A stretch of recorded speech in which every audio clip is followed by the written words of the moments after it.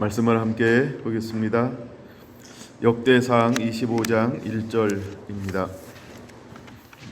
다윗이 군대 장관들과 더불어 아삽과 헤만과 여두둔의 자손 중에서 구별하여 섬기게 하되 수금과 비파와 재금을 잡아 신령한 노래를 하게 하였으니 그 직무대로 일하는 자의 수요는 이러하니라.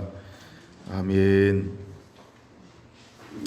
자, 오늘은 다윗의 장막 69번째입니다. 소제목으로는 신령한 노래 두 번째입니다. 신령한 노래. 다윗의 장막을 계속 나누고 있어요. 지금 이제 소제목을 바꿨습니다. 신령한 노래. 그리고 하나님께서 마지막에 세우기를 원하는 사람들은 어떤 사람이냐 하면 신령한 노래를 하는 예배자들이라는 것입니다. 일단 제가 세술에 취하자라고 했을 때 세술에 취한 사람 한 사람들이 실제로는 신령한 노래를 하는 사람이었죠. 우리가 이제 신령한 노래다라고 할 때 신령한이라고 하는 게 뭐냐면 여러분 거기 신령함의 그 일자가 있죠. 그 옆 밑에 보면 뭐라고 써 있나요? 예언하는 자라고 이렇게 말하고 있어요. 그래서 신령함이란 뭐냐면 예언하는 자다라는 거예요. 예언함이라고 하는 건 뭐냐면 하나님의 영이 임했을 때 하나님의 음성을 가지고 하나님의 마음을 받아서 하나님의 뜻을 이 땅 가운데 풀어놓는 것, 이걸 우리가 예언한다라고 말하죠. 그러면 신령한 노래하는 자들은 어떤 사람들일까요? 하나님의 마음을, 하나님의 은혜를 부어서 하나님께서 그 마음에 하나님을 어떻게 노래하고 찬양하고 이 환경과 이 시즌에 무엇을 우리가 중보하기를 원하는가, 하나님께 올려두기를 원하는가를 하나님이 그 마음에 부어주는 거죠. 그걸 가지고 하나님을 찬양하는 것입니다. 그런데 이제 하나님은 언제 움직이시냐 하면 구약의 대표적인 게 하나 찾아볼까요? 에스겔서 38장을 한번 보겠습니다. 에스겔서 36장 37절 볼게요. 36장 37절 이렇게 말하죠. 주 여호와께서 이같이 말씀하셨느니라. 그래도 이스라엘 족속이 이같이 자기들에게 이루어 주시기를 내게 구하여야 할지라. 할렐루야. 그러니까 그래도 이스라엘 족속이 이와 같이 자기들에게 이루어 주기를 내게 구하여야 할지라. 음을 좀만 높여주세요. 라고 말하고 있어요. 자, 하나님께서 모든 것들을 다 보여주었어요. 근데 하나님께서 움직이고 행하기 위해서 이 땅에 말씀을 받은 사람들이 해야 할 일이 있어요. 이걸 우리는 화답하다 이런 표현을 쓰는데, 하나님은 이 땅에 있는 하나님의 형상을 만든 사람들이 하나님이 일하기 위해서 하나님의 형상을 가진 아담들이 무엇을 해야 한다라고 말씀하고 있는 거예요? 화답하기를 원한다는 거예요. 화답하는 자가 되어야 합니다. 그래서 이제 아삽과 여두둔과 그 다음에 헤만이 이 땅 가운데서 하나님이 어떻게 사용하냐 하면 신령한 노래를 하는 사람으로 하나님이 그들을 사용하십니다. 근데 신령한 노래를 하는 사람들은 어떻게 하는 사람들이냐 하면 하나님의 음성을 듣고 화답하는 사람들이라는 거예요. 그래서 마지막 때 예배자는 어떤 사람들이 일어나야 하냐 하면 화답하는 사람들이 일어나야 합니다. 할렐루야. 그래서 이 신령한 노래를 하는 사람들은 화답하는 사람들이에요. 뭘 가지고? 하나님의 음성을 가지고. 그래서 마지막 때 하나님께서 세워지길 원하는 예배의 형태 중에 하나는 뭐냐 하면 신령한 노래를 하게 되는데, 신령한 노래는 하나님의 음성을 듣고 아버지의 마음을 알아서 그 하나님의 뜻을 우리가 이 땅 가운데서 풀어놓는 것을 말하는 거예요. 이걸 우리는 신령한 노래다 이렇게 표현하는 것이죠. 그래서 하나님의 것을 받아서 그대로 풀어놓는 사람들이 어떤 사람이어야 하는가를 이제 오늘 오전과 오후에 걸쳐서 함께 나눌 것인데, 이제 오전에 오신 분들하고 이제 오후에 오신 분들이 다르지만, 물론 우리가 다 이제 또 함께 또 어떤 분들은 유튜브로 또 앉아서 가정에서 함께 예배를 드리지만, 그래서 오늘 제가 오전과 오후에 메시지를 이렇게 바꿨어요. 어떤 걸 먼저 해야 될까 하다가 고민을 좀 갑자기 고민이 돼가지고 오전과 오후에 내용을 바꿔버렸어요. 근데 어쨌든 오늘 다 나눌 겁니다. 네, 준비되셨나요? 자, 한번 그러면 또 열심히 달려가 보겠습니다. 앞부분에 나오는 거는 이미 우리가 아주 익숙한 거고요. 그 다음에 뒷부분에 나오는 거는 아주 그러니까 오후 걸 듣고 난 다음에 다시 뒷부분을 들으면 더 굉장히 증폭되어지는 그런 메시지가 될 것입니다. 자, 이제 한번 서론을 나눴고요. 달려가 보려고 합니다.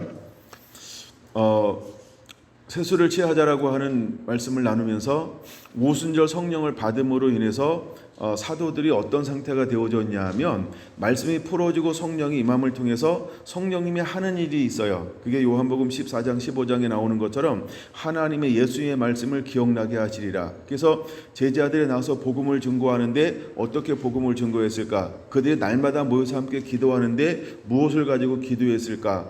이것을 이렇게 표현할 수 있다라고 하는 것이죠. 하나님의 마음에 화답하다. 다른 말로 말하면 이것이 신령한 노래를 하다. 이렇게 표현할 수 있다는 겁니다. 그래서 이 사도들이 무엇을 했냐면 그들은 신령한 노래를 하는 사람들. 그 다음에 7 집사들이 성령과 지혜가 충만하고 칭찬받는 자였어요. 그럼 이분들이 무엇을 했을까? 네, 하나님의 마음을 가지고 신령한 노래를 하는 자가 되었다라고 하는 것입니다. 그럼 이 부분을 좀 더 이해하기 편하게 처음으로 돌아가서 이제 손 하나 덮어대고요. 누가복음 6장을 보겠습니다. 누가복음 6장 12절부터 보면 예수님께서 기도하러 산으로 가셔서 밤이 새도록 하나님께 기도하셨어요. 그리고 밝음에 그 제자들을 부르사 그 중에 12를 택하여 사도라 칭하였습니다. 누가복음 6장 14절 곧 베드로라고도 이름을 주신 시몬, 그의 동생 안드레, 야고보, 요한, 빌립, 바돌로메, 마테, 도마, 알페오의 아들 야고보, 세롯이라 하는 시몬, 야곱의 아들 유다, 예수를 파는 자가 될 가룟 유다. 이렇게 12명의 제자를 예수님께서 부르고 있는 것을 볼 수 있어요. 여러분 다시 한번 12 제자들의 이름을 보면 일단 시몬이라는 이름이 두 분이 나오죠. 그 다음에 야고보라고 하는 이름도 두 분이 나오죠. 그 다음에 유다도 2명이 기록되어져 있어요. 그래서 이름으로 보면은 9이지만 전체 이름은 12명 이라는 것이죠. 그러니까 동명이인들을 분리하기 위해서 때로는 알페오의 아들 야고보라고도 부르고 세롯이라고도 부르는 시몬, 그 다음에 야고보의 아들 유다, 그 다음에 가룟 유다라고 하면서 이렇게 12명의 제자들을 예수님께서 부르시는데 어떻게 부르시냐 하면요, 밤이 새도록 기도하고 난 다음에 아침이 되니까 12사람을 콜링하고 있다라고 누가복음 6장은 이것을 이렇게 모아서 정의하고 있다라는 거예요. 근데 마태나 마가복음에는 보면 따로따로 이렇게 부르고 있는 모습처럼 보인단 말이에요. 근데 누가는 이것을 어떻게 기록하고 있냐 하면 모아서 예수님께서 밤이 맞도록 기도하고 난 다음에, 그럼 밤이 맞도록 기도했다라고 하는 것은 어떤 의미가 있냐 하면 예수님도 누구를 의지하는 거예요? 하나님을 의지하고, 그러니까 예수님 인성을 가지신 예수님의 뜻대로 한 것이 아니고 뭐예요? 예수님도 하나님을 의지함을 통해서 하나님이 주시는 계시, 하나님이 주시는 것을 가지고 사람들을 불러서 세웠다라고 하는 것이죠. 그럼 예수님께서 사람들에게 무엇을 봤을까? 이건 이제 오후에 나눌 거예요. 그 내면에 있는 성품 이런 거는. 근데 무엇을 봤을까라고 할 때 예수님이 본 것이 아니고 누가 보았을까요? 하나님이 베드로 속에 있는 성품, 야고보 속에 있는 성품, 안드레에게 있는 성품, 요한에게 있는 성품, 빌립에게 있는 성품, 바돌로메에게 있는 성품, 이런 야고보, 마태에게 있는 성품, 도마에게 있는 성품, 야고보에게 있는 성품, 또 샤롯 시몬에게 있는 성품, 그 다음에 야곱의 아들 유다에게 있는 성품, 가룟 유다에게 있는 성품을 누가 본 거예요? 하나님이 보셨다라고 하는 거예요. 이게 굉장히 중요해서 한번 이렇게 다뤄봅니다. 자, 그러고 난 다음에 제자들을 세워서 예수님께서 하신 일이 뭐냐 하면 17절, 예수께서 그들과 함께 내려오사 평지에 서시니 그 제자의 많은 무리와 예수의 말씀도 듣고 병고침을 받으려고 유대 사방과 예루살렘과 두로와 시돈의 해안으로부터 온 많은 백성도 있더라. 더러운 귀신에게 고난받은 자들도 고침을 받은지라. 온 무리가 예수를 만지려고 힘쓰니 이는 능력이 예수께로부터 나와서 모든 사람을 낫게 함이로라. 할렐루야. 이처럼 우리가 이제 예수님도 어떤 사역을 하고 있냐면 말씀을 전하시고, 그렇죠? 그 다음에 천국 복음을 전파하시고, 그 다음에 치유하는 사역을 통하여서 그리고 보통 우리가 예수님의 3대 사역 이렇게 표현합니다. 근데 이 사역을 하나님께서 하시기 위해서 이제 어떻게 하시냐면 마가복음 3장을 보겠습니다. 마가복음 3장. 자, 예수님께서 이제 제자들을 택하셨는데 왜 택하셨을까요? 제자들을 택한 목적이 이렇게 기록되어져 있어요. 마가복음 3장 14절입니다. 14절, 이에 12를 세우셨으니 이는 자기와 함께 있게 하시고, 그러니까 첫 번째 제자들을 택한 목적이 뭐라고요? 자기와 함께 있게 하려고 하는 거예요. 이게 굉장히 중요한 단어입니다. 함께 있게 하는 거예요. 예수님은 임마누엘이죠. 우리가 구원받은 다음에는 임마누엘, 함께 하는 거예요. 그래서 이 함께 하다라고 하는 것은 성경에서 또 하나님 나라에서 너무너무 중요한 주제예요. 예, 사도행전 10장 38절에서도 예수님께서 사역을 하는데 어떻게 함께 사역할 수 있었어요? 이는 하나님이 함께 하심이니라. 이게 비밀이에요. 그런 것처럼 예수님도 제자들을 택하고 난 다음에 첫 번째 목적이 뭐라고요? 자기와 함께 하려고. 할렐루야. 우리가 친밀함이라고 하는 단어를 다른 말로 표현할 때 함께 하다라는 거거든요. 우리가 함께하면 함께할수록 친밀해지는 거예요. 그 말이 이해가 돼야 되는데 함께할수록 집 나갔으면 좋겠다 또 이렇게 생각하고 있으면 이거 은혜가 안 되는 거예요. 근데 우리 하나님은요, 함께하면 함께할수록 닮아가게 돼 있어요. 하나님의 성품이 우리 안을 침투에 들어와요. 침노에 들어와서 하나님을 닮게 돼 있어요. 마치 모세가 시내산에 올라가서 하나님을 40일 동안 이렇게 만나고 내려왔을 때 내려왔더니 얼굴에 뭐가 비치더라? 빛, 광채가 비치더라. 그래서 수건으로 덮을 수밖에 없는 것처럼 여러분, 우리는 원래 하나님과 만나면 만날수록 하나님의 속성이 우리 안에 이렇게 배게 돼 있어요.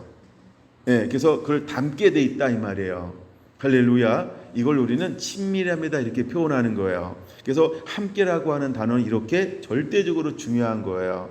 여러분들이 많이 함께하는 목적을 이루게 되길 바랍니다.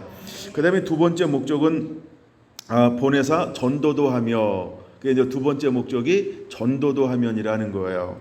그 다음에 세 번째 목적이 뭐냐 하면 15절, 귀신을 내쫓는 권능도 가지게 하려 함이라. 이걸 우리는 능력이라고 말하고 있고 치유라고 말할 수 있죠. 그래서 우리가 한번 치유라고 한번 해봅시다. 그래서 예수님께서 제자들을 부르신 목적이 뭐냐 하면 첫째, 나와 함께 하려고, 둘째, 전도하게 하려고, 셋째, 그에게 치유 사역을 베풀게 하려고 라고 하는 목적을 가지고 있다라고 하는 겁니다.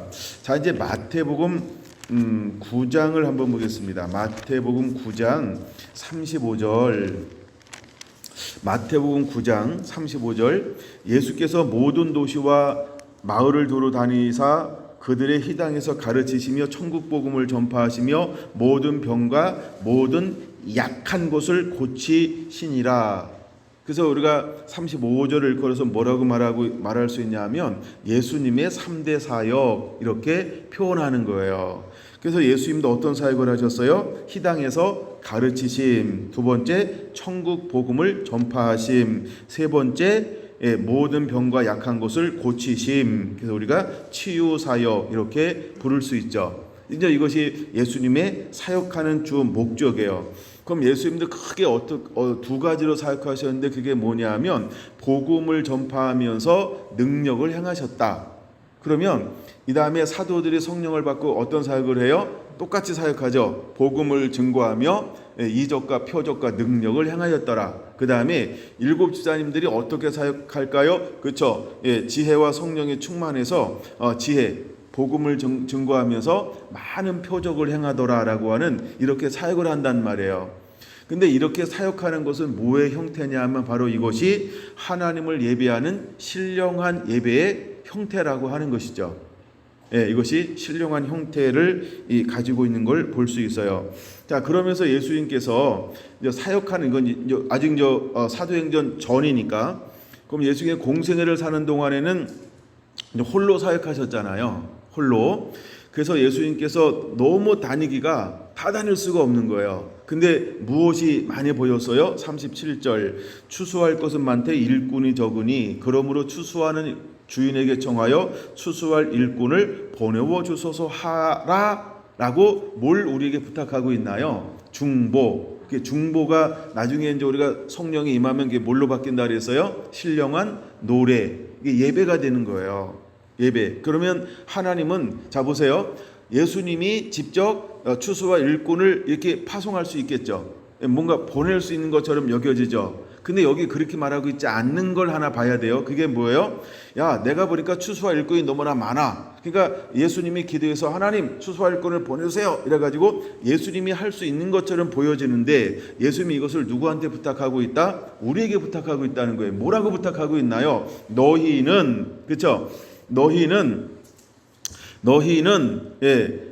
추수할 주인에게 청하여 추수할 일꾼을 보내어 주소서 하라 하시니라 하면서 37절 제자들에게 이르시되, 그러므로 우리가 추수할 일꾼을 보내어 주소서라고 뭐라고 화답해야 예수님이 하나님이 추수할 일꾼을 보내줄 수 있는 걸까요?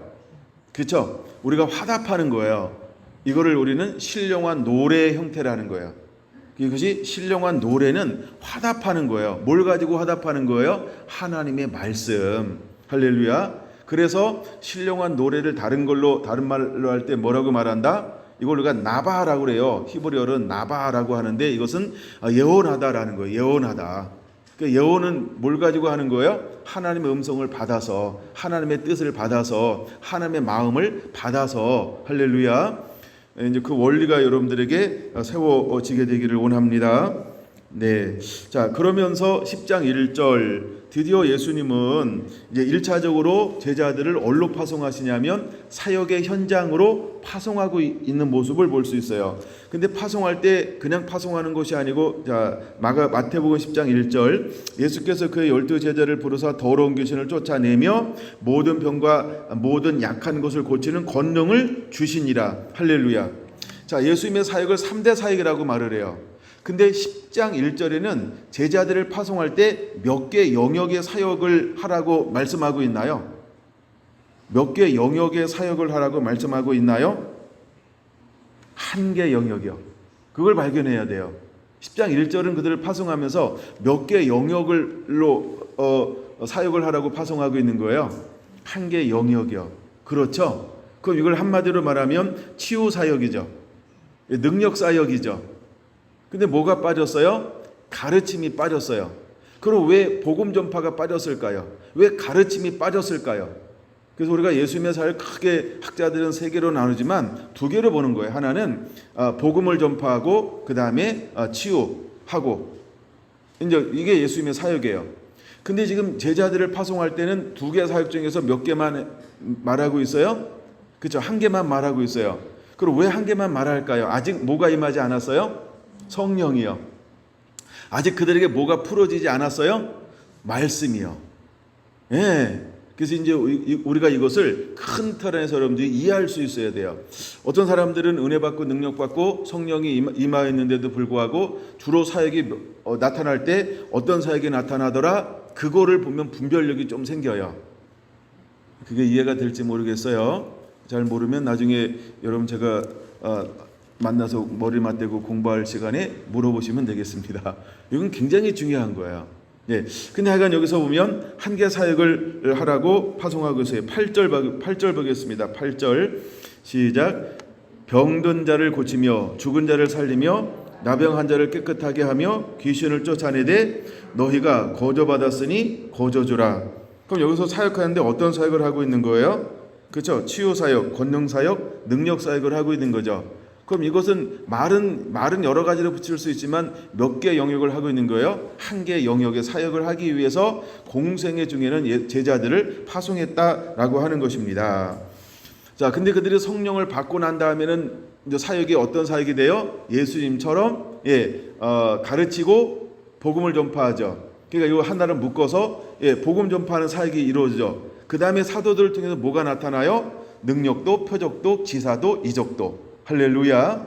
그래서 이제 오늘 세워지길 원하는 하나님의 사역자들은 이제 무엇이 나타나길 원하냐 하면 신령한 노래를 한다라고 할 때는 두 가지 영역이 함께 나타나게 될 거예요. 이게 마지막 때 사역자들입니다. 그리고 이미 사도 성령 시대 이후에, 그러니까 초대교회 이후에 성령이 임함을 통해서 성령을 받은 사람들은 두 가지 사역이 그 사람을 통해서 나타나게 되어져 있어요. 그러므로 저와 여러분들은 사역할 때 두 가지가 함께 나타나는 자가 되어야 할 것입니다. 자, 그런데 이 첫 번째 사도들을 보내는데 어디로만 보내고 있나요? 사역지가 어디예요? 사역지가 어딘가요? 사역지 이렇게 적어놓으면 돼요. 저는 1, 2, 3, 4 할 때 3이라고 적었지만 제가 하나 둘 셋 넷을 잘 아는 스타일이라 그래요. 자, 그들의 사역지가 어딘가요? 5절 6절 보겠습니다. 예수께서 마태복음 10장 5절 6절입니다. 예수께서 이 열두를 보내시며 명하여 이르시되 이방인의 길로도 가지 말고 사마리아의 고을로도 들어가지 말고 오히려 이스라엘의 집에 잃어버린 양에게로 가라. 그럼 이 당시 제자들에게는 사역지를 한정했죠. 어디로 사역지를 한정했나요? 이스라엘로 사역지를 한정했다는 거예요. 근데 그냥 너 이스라엘로 가 이렇게만 말하면 되는데 먼저 무엇을 전제했어요? 말고 이렇게 말하죠. 야, 이방인에게도 가지 말고 사마리아의 길로도 가지 말고 가 이렇게 말했어요. 그 왜 말고 해야 될까요? 아직 너희는 흩어질 때가 아니야. 왜? 그들은 지금 온전해요? 불완전해요? 불완전하다 이 말은 하나만 가지고 있잖아요. 뭘 겸비해야 되는데 두 개를 겸비해야 되는데 근데 그들이 이미 하나만 가졌잖아요. 10장 1절에서 능력 사역만 가졌죠. 그러니까 능력 사역만 가지고는 이방인으로 갈 수 없어요. 열방으로 갈 수가 없는 거예요. 사마리아로 갈 수가 없는 거예요. 그래서 이제 이 복음이 퍼져 나가기 위해서 예수님께서 우리에게 말한 것, 위로부터 능력이 임하면 예루살렘과 유대와 사마리아와 땅까지로 가라고 말씀했죠. 근데 이 위로부터 능력이 임하기 전까지, 즉 우리가 성령으로 충만, 성령으로 옷 입기까지는 갈 수가 없어요. 그냥 그들이 가긴 가는데 어디로 갔어요? 사역지가 이스라엘의 잃어버린 양에게로 가라라고만 말했다는 거예요. 그러면 이 사람들 전부 어떤 사람들이에요? 유대인이요. 그렇죠? 유대인이죠. 유대인이니까 그들의 문화가 통하죠. 언어가 통하죠. 율법 바탕이 문화가 통한다라는 것은 가치관, 생각, 사상에 통한다는 거예요. 그러니까 그들에게 가가지고 뭘 행하는 거예요? 그들을 긍휼히 여기라는 거예요. 긍휼히 여기라라고 하는 거죠. 그래서 세례 요한이 했던 것처럼 주의 오실 길을 예비하는 차원에서 이들이 나가서 사역하라고 하는 거예요. 할렐루야. 그래서 세례 요한이 했던 것처럼 주의 오실 길을 예비하는 거예요. 그때의 사역은. 그랬더니 그들의 반응은 두 가지, 이제 그들이 파송할 때 사람들의 두 가지 반응을 보일 거예요. 반응은 두 가지예요. 간단합니다. 어떤 반응을 보일까요? 한 사람들은 영접합니다. 또 한 사람들은 영접하지 아니할 겁니다. 그러면 11절에서 13절 영접하는 자들에게는 그들에게 무엇을 선포하라고 말하고 있을까? 11절 어떤 성이나 마을에 들어가든지 그 중에 합당한 자를 찾아내어 너희가 떠나기까지 거기서 머물라. 또 그 집에 들어가면서 평안하기를 빌라. 그래서 영접하는 이스라엘 사람들에게는 제자들이 무엇을 선포할 수 있었어요? 평안을 선포할 수 있었어요. 그렇죠?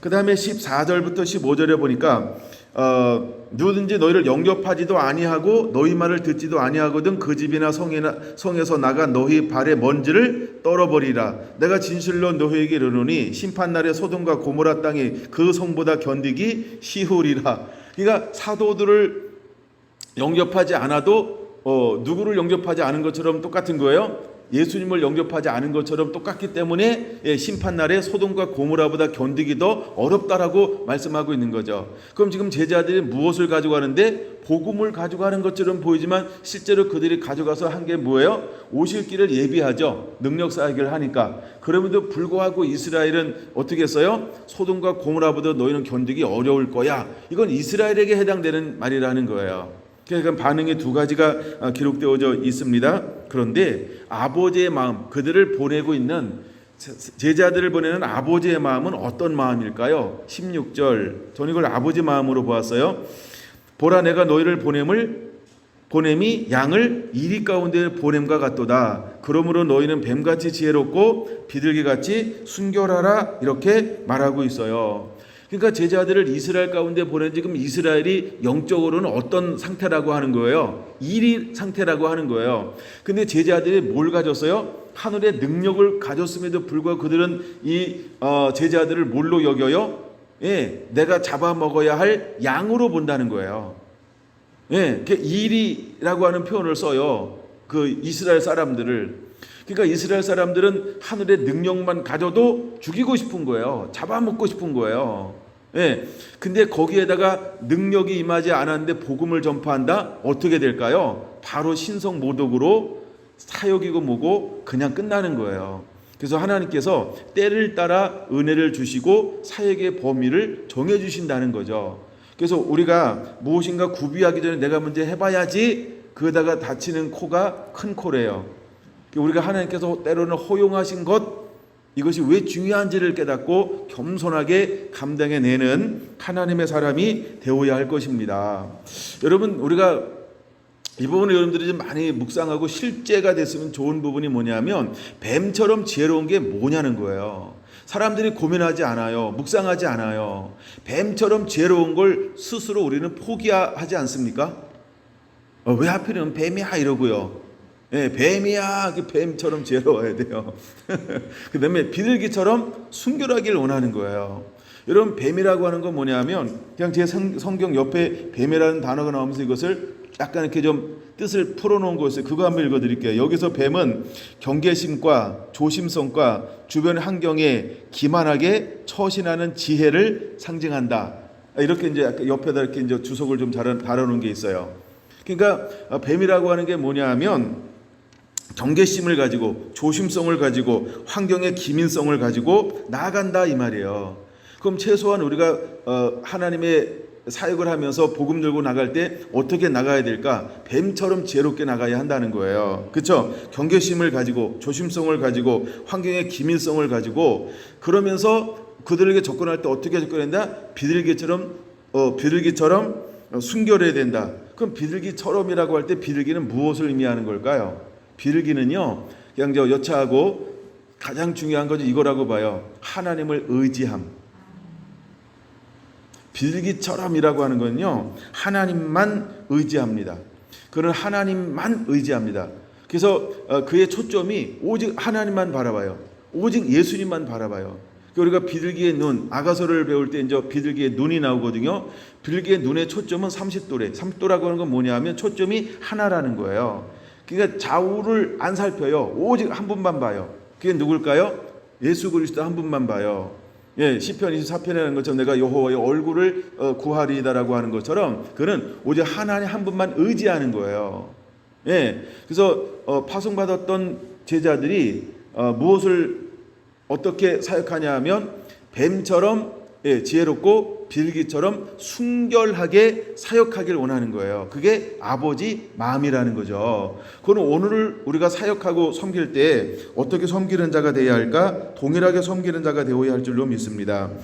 자, 더 나아가 예수님이 이제 부탁하시는 말씀이 28절에서 33절 이렇게 기록하고 있어요. 이거 굉장히 중요합니다. 28절 보겠습니다. 마태복음 10장 28절에요. 몸은 죽여도 영혼은 능히 죽이지 못하는 자들을 두려워하지 말고 오직 몸과 영혼을 능히 지옥에 멸하실 수 있는 자를 두려워하라. 이제 우리가 가는 길에서 이 말씀이 굉장히 중요한 말씀이 될 거예요. 다시 한번 읽어보겠습니다. 같이 한번 읽어볼까요? 몸은 죽여도 영혼은 능히 죽이지 못하는 자들을 두려워하지 말고 오직 몸과 영혼을 능히 지옥에 멸하실 수 있는 자를 두려워하라. 아멘. 이것을 믿으시기 바랍니다. 그래서 우리가 마지막까지 순교할 수 있고 배반하지 않고 끝까지 달려가면서 인내하면서 믿음을 지키면서 완주해낼 수 있는 거예요. 할렐루야. 실제로 사도들의 성령을 받고 난 다음에는 누구 말 듣는 것이 더 좋은가 너희들이 생각해봐라 판단하라 막 이러고서 가고 담대하게 거침없이 복음을 증거하잖아요. 왜 그들이 그럴까요? 그들은 무엇을 바라보고 있는 거예요? 몸을 죽이는 그들을 초점을 둔 것이 아니고요, 영혼을 심판할 그분을 바라보는 거예요. 심판의 권능을 누구한테 부여했어요? 어린 양 대신 예수님. 그건 누구를 바라보는 거예요? 예수님만 바라보는 거예요. 그러니까 그런 누구를 두려워하고 누구를 경외합니까? 예수님을 경외하니까, 예수님만 사랑하니까 사람의 말을 연연하지 않는 거예요. 할렐루야. 때때로 사도 바울도 고백하자. 내가 사람을 기쁘시게 하랴 하나님을 기쁘시게 하랴. 신앙 고백했던 베드로가 넘어지는 이유는 무엇을 생각할 때 넘어져요? 사람의 일을 생각하고 도리어 하나님의 일을 생각하지 않을 때 그는 넘어지는 자가 되었어요. 그건 여러분, 우리가 이제 코로나로 인해서 여러 가지 변화가 오고 앞으로 더 어떤 변화가 올지 몰라요. 그럴 때 우리는 초점이, 중심이, 마음이 어디에 세워진 자가 되어야 할까요? 그렇죠? 사람을 두려워하는 게 아니에요. 환경을 두려워하는 게 아니에요. 건강이나 재정을 두려워하는 거 아니에요. 회사의 사장님을 두려워하는 게 아니고요. 정부의 어떤 공권력을 두려워하는 게 아니에요. 우리가 누구를 경외하는 자가 되어야 할까요? 하나님을 경외하는 자. 할렐루야. 오직 우리의 몸과 영혼을 능히 지옥에 멸하실 수 있는 하나님을 두려워할 줄 아는 자가 되어야 한다는 겁니다.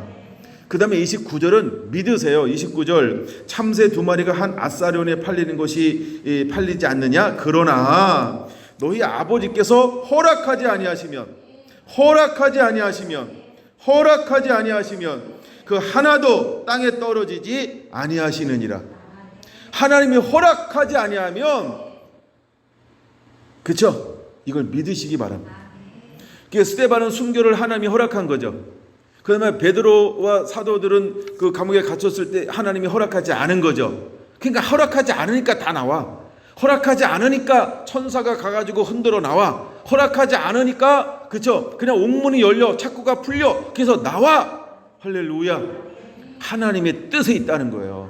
그러므로 우리는 범사에 감사할 수 있는 준비가 되어져 있어야 한다는 겁니다. 그 다음 절 30절이에요. 너희에게는 털까지 다 세신 바 되었으니. 오늘 수십 개 빠졌을 거예요. 근데도 하나님은 계산에 착오가 없으세요. 나는 빠진 머리카락을 다 해야 될 수 없을지 몰라도 하나님은 실수하지 않습니다. 그렇처럼 여러분들이 귀중하고 소중한 존재라는 거예요. 그 다음 절 31절, 두려워하지 말라. 왜? 너희는 많은 참새보다 귀하니라. 누구든지 사람 앞에서 나를 시인하면 나도 하늘에 계신 내 아버지 앞에서 그를 시인할 것이요, 누구든지 사람 앞에서 나를 부인하면 나도 하늘에 계신 내 아버지 앞에서 그를 부인하리라. 여러분은 어떻게 할 거예요? 부인하지 않게 되길 바랍니다. 나는 하나님의 사람입니다. 내 삶의 주인은 예수 그리스도입니다. 여러분, 이것을 고백할 줄 아는 자가 되어야 돼요. 얼버무리지 마시고, 부인하지 마시고, 아닌 척하지 마시고. 할렐루야. 우리가 예수님을 부인하잖아요. 그럼 예수님도 우리를 뭐 한다 그랬어요? 부인할 것이요. 그러나 우리가 시인하면 예수님도 우리를 하나님 앞에서 어떻게 할 거라고요? 시인할 것이요. 여러분, 이 말씀을 꼭 기억하게 되기를 바랍니다. 할렐루야. 마태복음 28장으로 넘어갑니다. 자, 이제 2차 사역으로 이제 넘어갑니다. 2차 사역 현장. 소제목으로 2차 사역 현장 이렇게 적으시면 돼요. 2차 사역 현장 18절 봅니다. 예수께서 나와 말씀하여 이르시되 하늘과 땅의 모든 권세를 내게 주셨으니. 자, 이제 부활하신 이후에 기록되어진 말씀이 이 부분이에요. 그러니까 모든 권세를 주었어요. 그러고 난 다음에 예수님께서 19절 뭐라고 말씀하시냐면요, 그러므로 너희는 가서 모든 민족을, 여기 모든 민족이 오늘은 저 초점이에요. 모든 민족. 처음에 1차 사역에는 어디로 가라 그랬어요? 야, 이방인 길로도 가지마, 사마리아 길로도 가지마 이러고 오직 이스라엘의 잃어버린 양에게로만 가라서, 잃어버린 양에게로만 가라서. 그렇죠? 자, 잃어버린 양을 아까 빼놨구나. 하여간 잃어버린 양에게만 가라 그랬어요. 근데 이제는 말씀 풀어지고 성령과 능력을 받았어요. 그랬더니 예수님께서 어디로 가라고 말하고 있어요? 모든 민족에게로. 이게 2차 사역의 변화예요. 이제는 모든 민족에게로 가라 이렇게 말하고 있어요. 그래서 모든 민족으로 가서 뭘 하라? 제자를 삼으라 라고 말씀을 하고 있다라고 하는 것입니다. 쭉 넘어가서 마가복음 16장 보겠습니다. 마가복음 16장. 제가 다시 한번 이걸 정리하는 이유는 우리 남자 성도님들을 위해서 다시 한번 천천히 이렇게 가리키는 거예요. 예. 예. 다시 한번 보는 이유가 있어요. 자, 마가복음 16장 15절 먼저 보겠습니다. 또 이르시되 너희는 온 천하에 다니며 만민에게 복음을 전파하라. 처음에는 어디로 가라 그랬어요? 이스라엘의 잃어버린 양에게로 가라 이렇게 했어요. 근데 이제는 성령의 능력을 받았어요. 말씀이 풀어졌어요. 어디로 가기를 원하시나요? 온 천하에 만민에게. 그렇죠? 사역의 범위가 확장돼 버렸다는 거예요.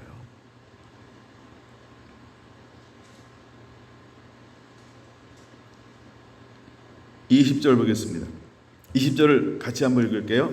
제자들이 나가 두루 전파할새 주께서 함께 역사하사 그 따르는 표적으로 말씀을 확실히 증언하시니라. 할렐루야. 이 일이 사도행전 속에서 계속 나타나고 있는 거예요. 그럼 오늘을 살아가는 예배자들 가운데 하나님은 무엇이 따르기를 여전히 원하실까요?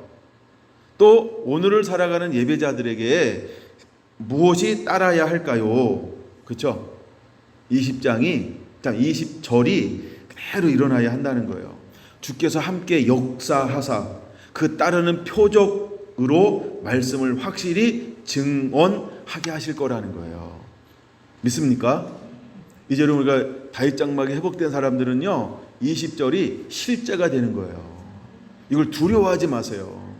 이걸 두려워하지 마세요. 능력이 나타납니다. 표적이 나타납니다. 이적이 나타나면 이것이 상식이 될 거예요. 영의 세계가 실제가 되는데 더 놀라운 게 얼마나 많은지 몰라요. 예, 영적인 세계는 너무너무 놀라운 거예요. 제가 여기서 영적인 세계 얘기 잘 안 하죠. 그러나 여러분 때가 되면 다 제가 보여주는 것만큼 풀 날도 있겠죠 뭐. 이게 내가 방송에 나간 다음부터 굉장히 입을 닫는 것 같아요. 네, 방송에 나가고 나서부터. 근데 실제로 이런 일들은 실제입니다. 어마어마한 일들이 일어날 것입니다. 여러분 그걸 기대하시길 바랍니다. 하나님 여러분 그렇게 쓰실 것입니다. 누가복음 22장 보겠습니다. 누가복음 22장 28절. 누가복음 22장 28절 준비됐나요? 누가복음 22장 28절 같이 한번 볼게요. 너희는 나의 모든 시험 중에 나와 함께한 사람인즉 조건이 하나 있어요. 그렇죠? 나중에 이제 마띠아라고 하는 이거 사도행전 1장인데 마띠아라는 사람을 세울 때 예수님의 세례부터 부활까지 함께한 사람 이렇게 말을 해요. 예, 그런 것처럼 이제 여기서도 28절에도 뭐라고 말합니까? 나의 모든 시험 중에 나와 함께한 사람이 자들인즉 이렇게 말해요. 그러니까 여러분 복음 때문에 시험 받는 걸 감사하세요. 할렐루야. 복음 때문에, 내가 예수님 때문에, 내가 신앙생활 때문에, 내가 교회 다니는 것 때문에 당하는 모든 것들을 감사하세요. 이 가치가 있어요. 그 다음 절 29절입니다.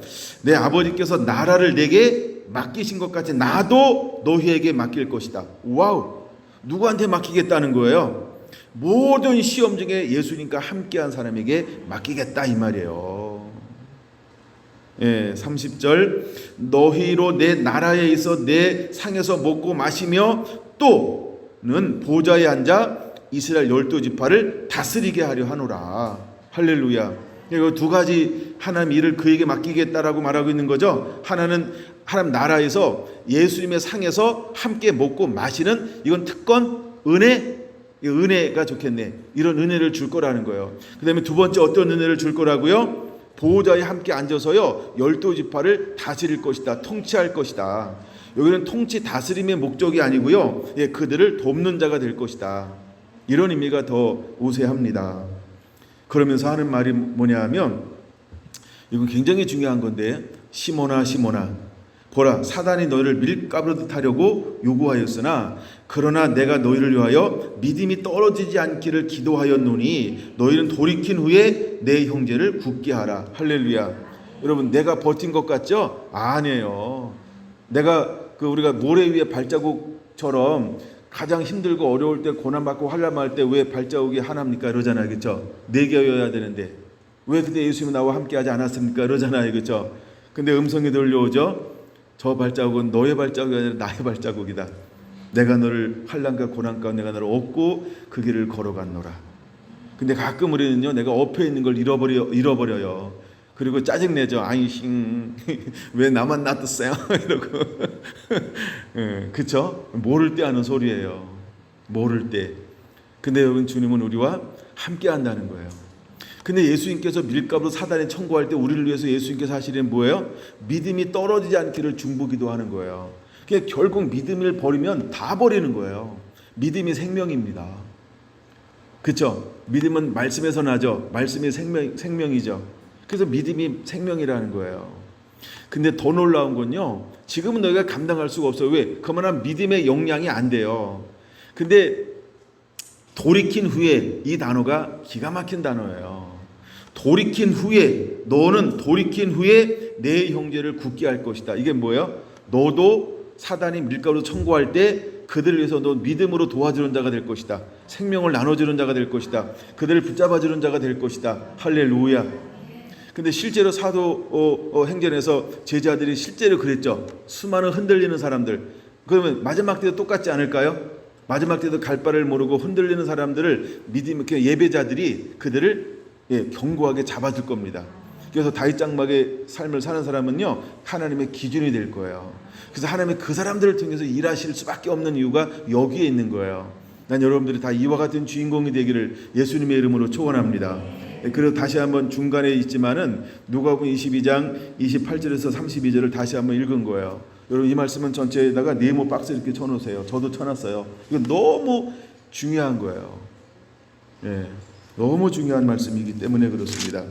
24장으로 넘어갑니다. 24장 44절 보겠습니다. 또 이르시되, 24장 44절, 또 이르시되 내가 너희와 함께 있을 때에 너희에게 말한 바 곧 모세의 율법과 선지자의 글과 시편에 나를 가리켜 기록된 모든 것이 이루어져야 하리라 한 말이 이거니라 하시고, 이에 마음을 열어 성경을 깨닫게 하시고. 여러분, 우리 안에 이런 은혜가 반드시 임해야 할 줄로 믿습니다. 어느 순간까지는 말씀이 잘 안 깨달아지고 몰라요. 누가 그러더라고요. 까만 건 글씨요, 하얀 건 여백이라고. 안 깨달아질 수 있어요. 그러나 하나님이 언젠가는 오셔서 우리에게 순간적으로 눈을 열어주기 시작. 아까 그잖아요, 그렇죠? 눈을 열어 보게 하시고 귀를 열어 듣게 하소서. 그 찬양 마지막 후렴 4줄을 반복하는데 너무 좋더라고. 사모님한테 내가 너무 감사했어요. 왜냐, 오늘 내가 이런 말씀 나누고 어떻게 알았지 이러면서 속으로 저거 그냥 더 했으면 좋겠다 했는데 또 더 하더라고. 얼마나 막 감사한지 제가 오늘 저 말씀을 나누고 싶었던 거예요. 이제 성령의 은혜가 부어주시면 우리의 귀와 눈을 열어주실 거거든요. 그런 은혜가 여러분에게도 임하게 되길 축원합니다. 45절, 마음을 열어 성경을 깨닫게 하시고. 우리 안에 이런 은혜가 반드시 임해야 합니다. 그래서 다윗 장막을 하는 사람들, 신령한 노래하는 사람들에게 주어지는 첫 번째 은혜가 뭐냐 하면 마음을 열어 성경을 깨달은 사람들이 다윗 장막의 예배자라는 거예요. 근데 제가 오늘 본문을 어디서 왔는지 여러분 기억하는지 모르겠어요. 본문을 어디서 왔죠? 나도 봐야 되겠다. 맞아. 역대상 25장 1절이요. 거기 몇 명의 소개가 되어지고 있죠? 3명이요. 아삽, 헤만, 여두둔. 그럼 이 세 사람은 뭐 하는 사람이라는 거예요? 첫째, 마음의 문을 열어 말씀이 깨달아진 사람이라는 거예요. 그냥 그들을 세우는 거 아니에요. 누가? 다윗이요. 그냥 그들이 다윗의 장막을 갖다 놓고 야 니네 3명 우두머리 돼 리더 돼 야 니네들이 한번 해봐 네가 알아서 해봐 이런 식으로 그냥 던져놓은 거 아니에요. 여러분 아삽과 헤만과 여두둔이요 이런 사람이라는 게 말씀이 깨달으신 사람이요. 그 다음에 이 사람들은 어떤 사람이라고요? 평소에 예배하는 삶을 살았던 경건한 사람들이라는 거예요. 네, 근데 이들에게는 하나님께서 무엇을 보여줬어요? 이건 이제 오후에 볼 겁니다만 그들이 하나같이 다 성견자라고 하는 걸 우리가 기억해야 돼요. 그 오후에 다 세 군데 다 찾아드릴게요. 그래서 이들은 다 성견자로 하나님이 써요. 성견자가 뭐예요? 하나님의 영이 임해서 하나님의 것을 보고 듣는 자. 그러니까 왜 성경에 보면 선지자가 나오고요, 성견자가 나와요. 선지자는 듣는 자예요. 성견자는 듣고 보는 자예요. 근데 마지막 때 다윗 장막에 예배하는 사람들은 하나님 어떤 은혜를 보여주냐면요, 보고 듣게 할 거예요. 그래서 찬양의 마지막 가사가 굉장히 중요한 거예요. 예, 눈을 열고 귀를 열어 듣고 보는 거예요. 근데 마지막 하나님의 신령한 노래하는 사람들은요, 보고 듣는 자예요. 근데 보고 들으면 우리 마음에 어떤 은혜가 임할까요? 예, 이 45절이 그대로 이루어져요. 마음을 열어 성경이 깨달아져요. 한 나라가 깨달아져요. 하나님이 깨달아져요. 예수님이 깨달아져요. 깨닫는다 이 말이 뭐냐면 그 알아지는 거예요. 알아요. 알아. 하나님이 어떤 분인지 알아요. 예수님이 어떤 분인지를 알아요. 그 다음에 사람들 딱 가잖아요. 알아요. 환경이 알아요. 그냥 아는 은혜가 그냥 임해버려요. 그래서 어떻게 섬겨야 될지 무엇을 해야 할지 알아서 체계적으로 조직적으로 유기적으로 섬겨낼 수 있어요. 할렐루야. 우리가 왜 달인 그러면 우리가 보통 한 10년 20년 딱 하면 뭘 어떻게 될지 딱 알죠. 요새 우리 사모님 보면 놀라운 것 중에 하나가 뭐냐 하면 여기 100명이 모였어요. 무엇을 먹이자라고 해서 그때 딱 결정했어요. 그러면 머릿속에 뭐가 딱 잡힐까요? 예, 무는 몇 개, 배추는 몇 개, 파는 몇 개, 감자는 몇 개, 고춧가루는 몇 개, 뭐 미원은 미원 쓰나 모르겠다. 미원 옛날 말이죠. 이게 얼마가 필요한지가 머릿속에 딱 잡혀버려요. 그걸 우리가 안다 이러는 거예요. 안다. 마찬가지로 그건 경험적으로 아는 거죠. 근데 우리가 영에 붙들리잖아요. 그러면 처음 만났는데 어떻게 회복하는 거지? 각산에 딱 보면 뭐가 필요하지? 그냥 알아져요. 그냥 알아지는 거예요. 할렐루야. 그것을 마음을 열어 깨닫게 하고 깨닫게 한다라는 말과 똑같은 거예요. 근데 마지막에 다윗 장막의 예배자들은 하나님 어떤 은혜를 부어주냐 하면 그 은혜를 부어줘요. 그래서 그냥 아는 거예요. 할렐루야. 이렇게 예배하게 될 거라는 거예요. 여러분이 그 주인공이 되기를 예수님의 이름으로 축원을 드립니다. 자, 그래서 했어요. 그 다음에 그들을 통해서 무엇을 하기를 원하는가? 무엇을 하기 원하는가? 47절 누가복음 24장 47절 또 그 이름으로 제사를 받게 하는 회개가 예루살렘에서 시작하여 모든 족속에게 그거 보려고요. 모든 족속에게 전파될 것이 기록되었으니 모든 족속에 이제 이것이 전파될 것이다. 그러면 너희는 이 일의 증인이라. 48절 너희는 모든 일의 증인이라. 근데 다 깨닫게 했어요. 근데 49절에는 브레이크를 한번 잡죠. 볼지어다 내가 내 아버지께서 약속하신 것을 너희에게 보내리니 너희는 위로부터 능력이 임할 때까지 이 성에 머물러라. 지금 아직 그들에게 뭐가 임하지 않았어요? 위로부터 능력이 임하지 않았어요. 능력이 뭘까요? 성령이요. 근데 그들에게 이미 무엇이 먼저 부어졌어요? 말씀이요. 그렇죠? 말씀이 깨달아졌단 말이에요. 근데 무엇이 임하지 않았어요? 능력이요. 그러니까 뭐 하라고 말하고 있어요? 머물러라. 머물러라 이렇게 말하고 있어요. 중요한 겁니다. 마지막 절 53절 볼게요. 그럼 그들이 머물면서 무엇을 해야 했을까요? 늘 성전에서 하나님을 찬송하니라. 이건 뭐 하는 거예요? 예배하는 거예요. 늘 그들이 머물면서 하나님은 무엇을 하기를 원하셨어요? 예배하기를 원하셨어요. 그럼 여러분 우리가 은혜가 임하기 전에 우리에게 먼저 우선순위가 무엇이어야 할까요? 그렇죠? 약속의 말씀을 붙잡고 예배하는 거예요. 약속의 말씀을 붙잡고 예배하라. 이렇게 적으셔야 돼요. 약속의 말씀을 붙잡고 예배하는 게 살처럼 중요한 거예요. 굉장히 중요한 거예요, 여러분. 그러면 이제 사도행전 1장 4절 5절 보겠습니다. 사도행전, 요한복음을 건너뛰어야 돼요. 요한복음이라는 강을 건너서 사도행전이라는 곳으로 가겠습니다. 사도행전 1장 4절 5절 그렇죠. 4절 5절 볼 거예요. 사도와 함께 모이사 그들에게 분부하여 이르시되 예루살렘을 떠나지 말고 내게서 들은 바 아버지께서 약속하신 것을 기다리라.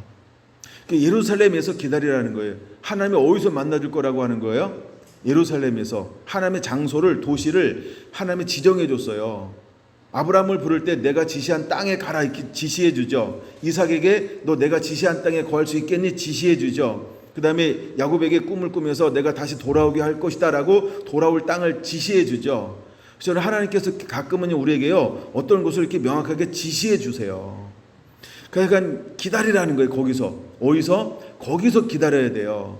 마지막에 아가서에도 콜링을 하는데 나의 사랑 나의 어여쁜 자 나와 함께 가자 하라고 그래요. 가자 하면서 어디로 가자 그러는 거예요. 그렇죠. 모략의 산으로, 작은 유황의 산으로 너와 함께 가자라고 그를 콜링하고 있죠. 그러니까 특별한 장소가 있다는 거예요. 특별한 것이 있다는 거예요. 그럼 여러분 우리는 그곳에 어떻게 해야 될까요? 자원함. 순종이 자원함으로 거기에 우리가 가 있어야 한다는 거예요. 그럴 때 하나님이 거기서 역사가 이루어지는 거예요. 할렐루야. 그래서 하나님은 뭐라고 말하고 있습니까? 약속한 곳을 기다리라. 어디서? 하나님이 원하시는 그곳 예루살렘에서. 우리가 다른 데 출장 가고 있으면 안 돼요. 그때는 하나님이 원하시는 그 장소에 머물러야 돼요. 그럼 머무르는 그 열흘이라고 하는 시간에 이제 성경에는 열흘이라고, 근데 우리는 열흘이 될지 더 될지 짧을지 몰라요. 근데 하여간 기다리는 그 시즌에 우리가 무엇을 하며 살아야 될까요? 말씀을 붙잡고 예배하는 삶이요. 할렐루야.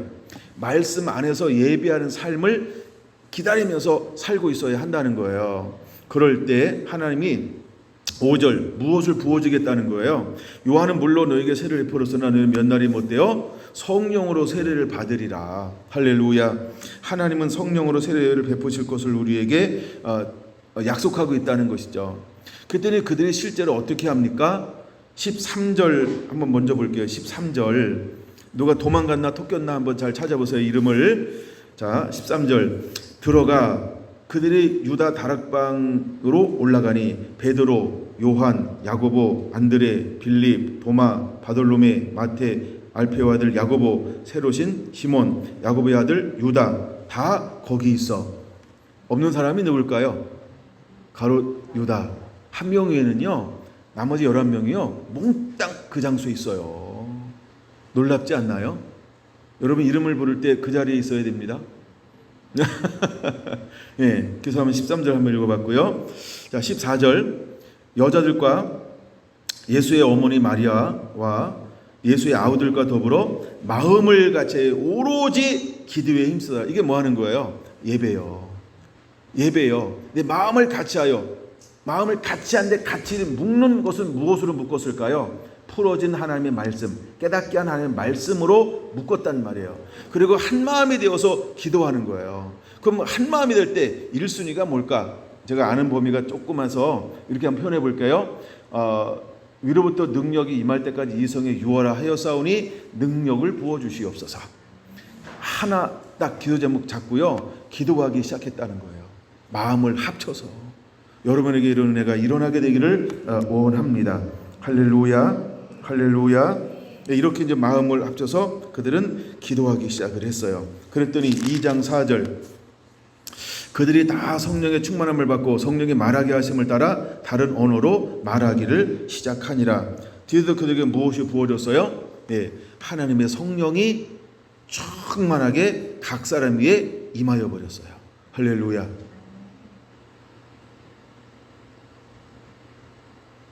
그러고 난 다음에 그들은 그때부터 어떤 사역을 할 수 있었을까요? 14절 봅니다. 2장 14절 베드로가 열한 사도와 함께 서서 소리를 높여 이르되 유대인들과 예루살렘에 사는 모든 사람들아 이 일을 너희로 알게 할 것이니 내 말에 귀를 기울이라. 할렐루야. 그럼 처음에는 능력이 나타났을까요? 안 나타났을까요? 능력은 처음에는 안 나타난다. 그럼 처음에 그들은 무엇으로 증거했어요? 복음을 증거했어요. 복음. 그랬더니 몇 명의 주께로 돌아왔어요? 마음에 찔려 3,000명의 주께로 돌아오는 역사가 일어나요. 그 다음에 드디어 사도들을 통해서 두 번째 사도행전 3장 6절에서 8절 어떤 일들이 일어났어요? 예, 치유 사역이 드디어 일어나고 있어요. 치유 사역이 드디어 일어납니다. 그렇죠? 안진뱅이가 일어나는 능력이 나가기 시작을 했어요. 능력이 나가기 시작했어요. 자, 그러면 예수님과 함께 있을 때 그들은 1차 사역할 때는 뭐만 가졌어요? 능력이요. 근데 뭐는 없었어요? 복음이요. 근데 이제는 2차 사역, 성령이 임하니까 그들이 무엇으로 처음에 사역을 해요? 복음으로요. 근데 또 무엇도 나타나요? 치유도요. 할렐루야. 그러면 예수님께서는 어떻게 사역하셨어요? 복음을 가지고요. 그 다음에 그는 사역을 통해 뭐가 나타났어요? 치유요.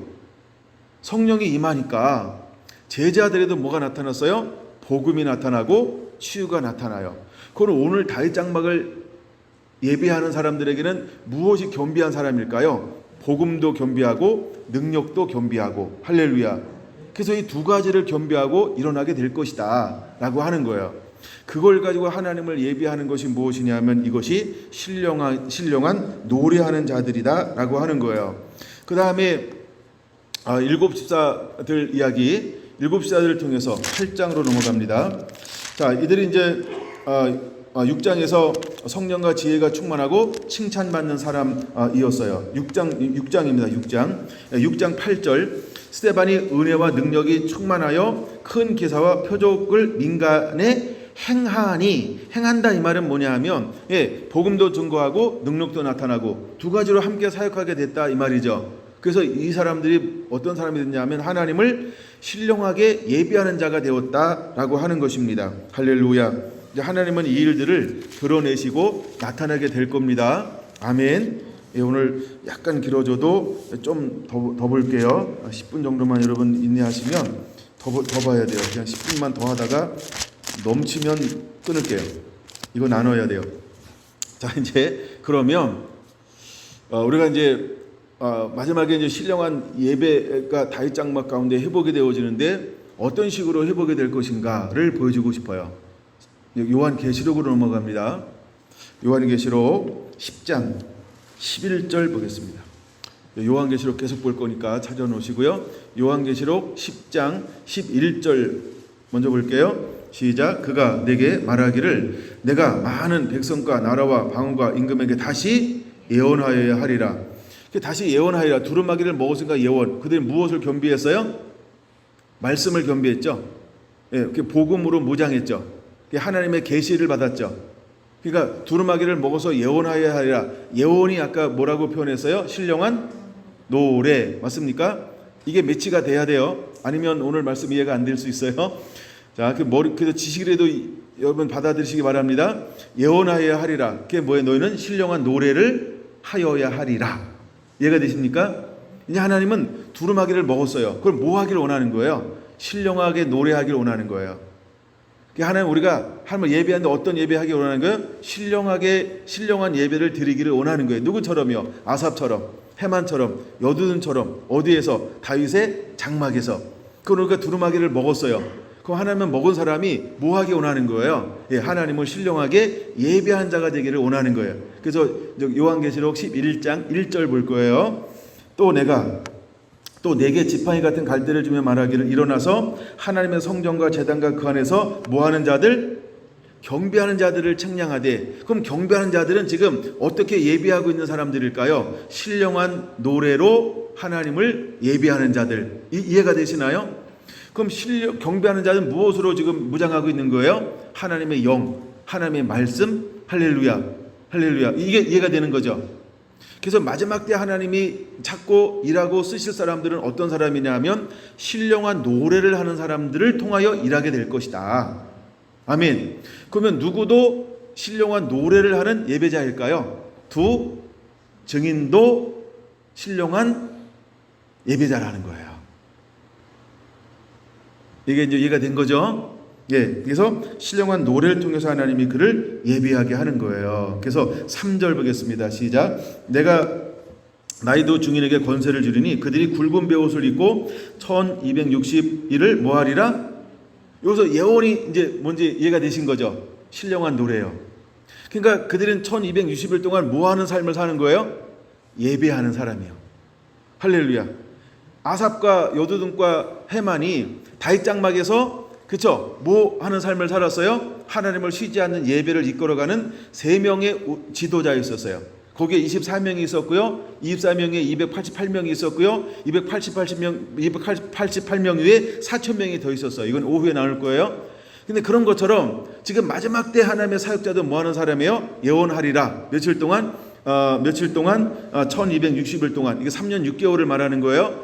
그러면 예언하는 게 예언인가 예언이 경배인가요? 예언이 경배죠. 그러면 경배가 예배죠. 예배가 말씀으로 하는 거죠. 하나님의 영이 임하는 거죠. 아버지의 마음을 아는 거죠. 아버지를 소유한 거죠. 할렐루야. 이것이 이해가 돼야 돼요. 그래서 마지막 때 하나님이 쓰시는 사람들은 전부 이런 사람들을 하나님이 통해서 일하게 될 것이다 라고 하는 걸 우리에게 보여주고 있는 거예요. 믿습니까? 9절 봅니다. 9절 볼게요. 자, 백성과 족속과 방언과 나라 중에서 사람들이 그 시체를 사흘 반 동안을 보며 무덤에 장사하지 못하게 하리라. 이렇게 말했어요. 자, 그러면 이 예배하는 사람의 이제 사역지가 어디까지 사역지가 만들어졌을까요? 9절 다시 보세요. 백성들과 족속과 방언과 나라 중에. 그렇죠? 우리가 이제 열방을 표현하는 성경적 단어가 있어요. 요한계시록에 모든 백성과 방언과 민족과 열방. 이건 뭘 말하는 거예요? 75억, 지금 75억인가요? 모든 인구, 모든 나라, 모든 구석구석. 할렐루야. 예? 뭐 지하에 있든 우주에 있든 전부 다. 그래서 이 두 증인 같은 하나님의 예배자들이 무엇을 품었어요? 어디까지 가요? 어디까지 가요? 그렇죠? 모든 곳에 간다는 거예요. 거기서 이들은 뭐 하는 사람이 됐어요? 예배하는 자요. 하나님의 다윗 장막을 통해서 이 일을 행하기를 원하실 거예요. 그 다윗 장막에 수축할 거예요. 그 사람들을 돌아오게 할 거예요. 할렐루야. 여러분들이 그 주인공들이 되기를 예수님의 이름으로 축원을 드립니다. 아멘. 아멘.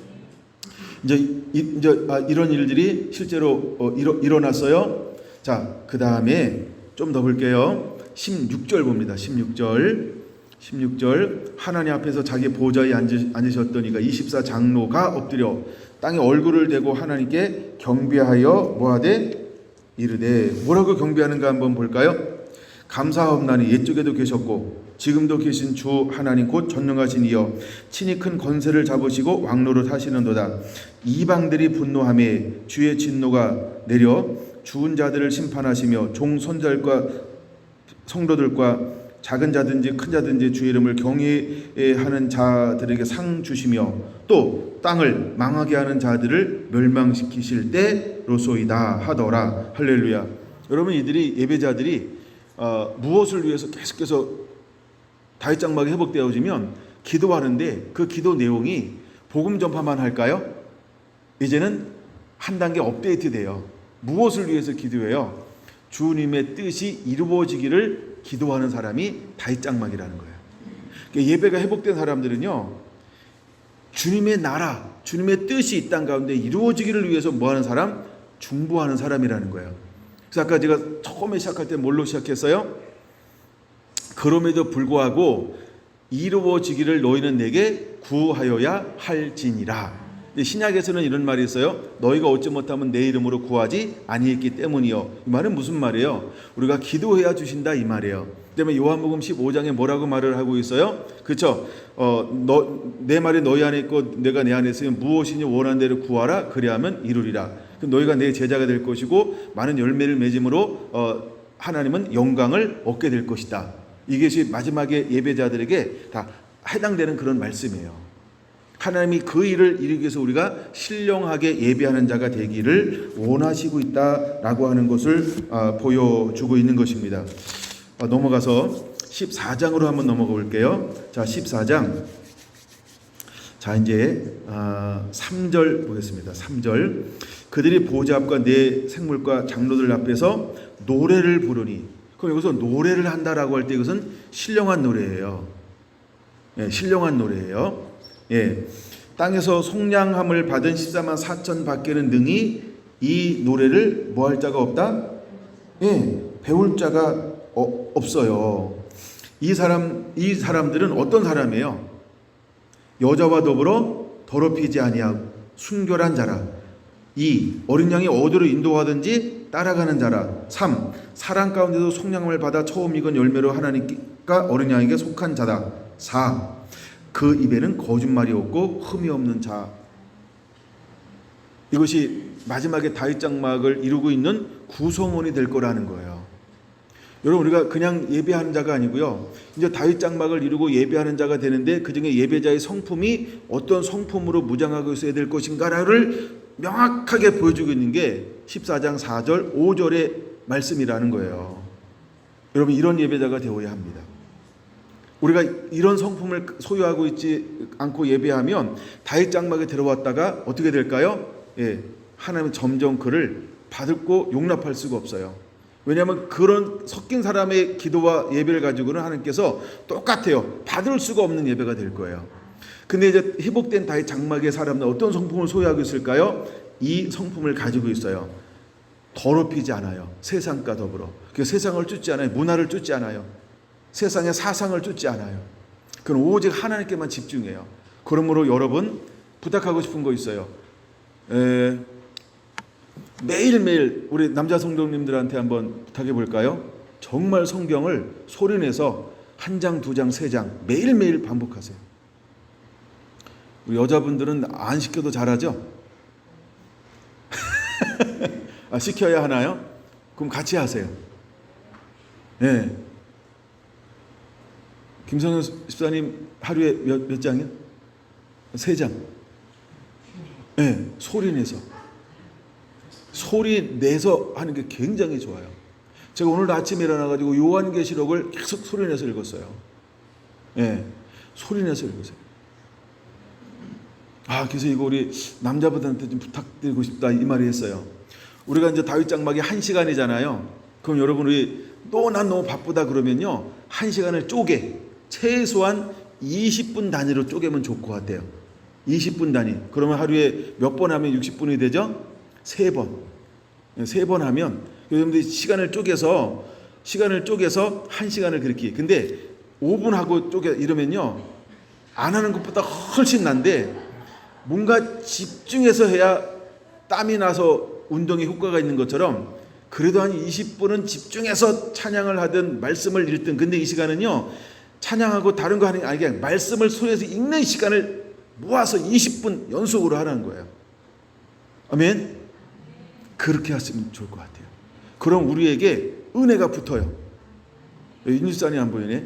그러면 이 사모함과 갈망이 돼가지고 하나님의 영을 부어줄 때 굉장히 빨라요. 그 준비가 됐으면 좋겠어요. 할렐루야. 지금 이 이야기할 때 저는 제일 좋으네요. 임재가. 그렇게 하시라는 것 같아요. 김영식 집사님도 꼭 그렇게 하셨으면 좋겠어요. 김희석 집사님도 할렐루야. 우태경 집사님도, 우리 전병호 선생님도 할렐루야. 우리 배 집사님도. 우리 배 집사님이 성경 굉장히 많이 읽어요 지금. 어마어마하게 읽고 있어요. 어마어마하게 막 덤프 트럭에 탄력을 받은 속도로 달려오는 것처럼 무지막지하게 지금 성경을 읽고 있어요. 감사합니다. 우리 안수 집사님도 성경을. 그렇죠. 이제 2층 맞다. 2층 강 집사님도 나도 바라봐 주세요 이러고 2층에서 기침하시는 거예요. 우리 정 집사님도.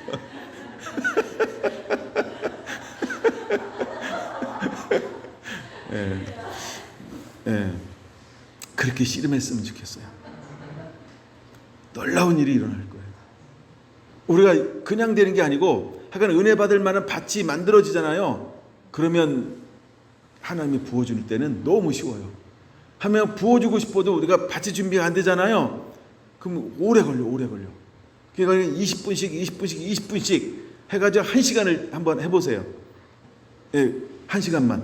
그러면 놀라운 일이 일어날 것입니다. 은혜 받는 일에 굉장히 빠른 속도로 하나님의 은혜를 부어주게 될 것입니다. 할렐루야.